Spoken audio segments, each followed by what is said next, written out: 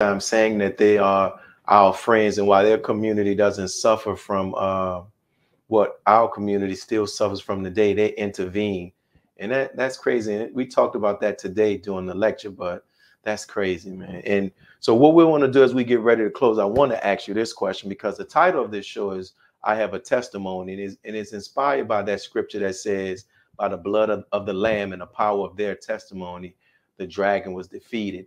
And, you know, when the minister said that how when he wrote George Bush the first time in the letter, Junior, he said he was writing from a prison, right? And he said a prison of propaganda. So I asked this question so that those who see these interviews can help to see the Honorable Minister Louis Farrakhan outside of or beyond this false narrative that the media paints him and us with. So my question to you is, if you had the opportunity to stand before the world and testify of a quality of the Honorable Minister Louis Farrakhan, what quality of him would you testify of before the world? If I had to choose one, Brother Willie, I would choose sincerity, right? Because we can do many things for many motivations. We can even do good from the wrong motivation. We can act well if we want to get something. We can move in certain ways if we want to influence people.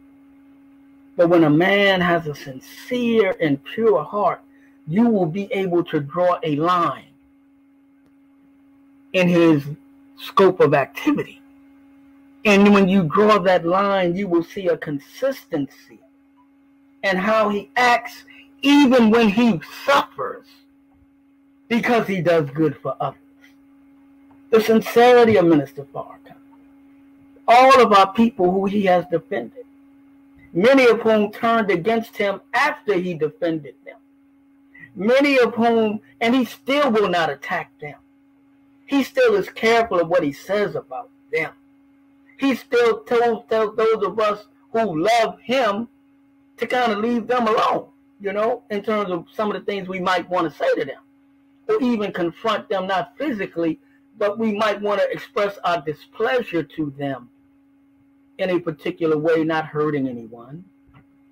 But the sincerity of this man, the sacrifice of his life, the sacrifice of his family, not asking to be raised up, not asking to be worshipped, always encouraging us to be better, always taking the higher road, taking the higher path. How many times have we seen him suffer and be insulted because he did not want someone else to suffer? I'm going to end with this, Brother Willie, and thank you for having me. I'm going to end with this.